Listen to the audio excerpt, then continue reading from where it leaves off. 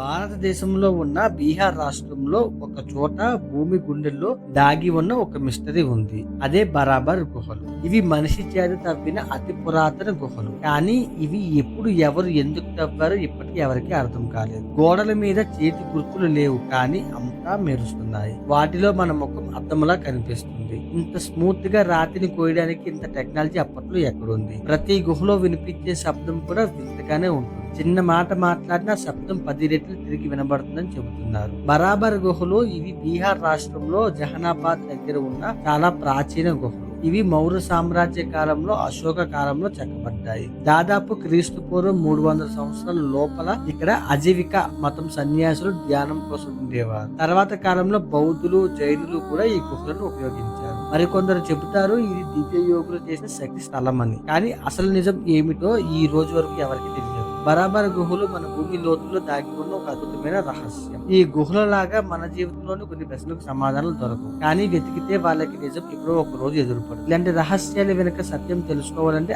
Ask mysteries in తెలుగుని subscribe చేయండి.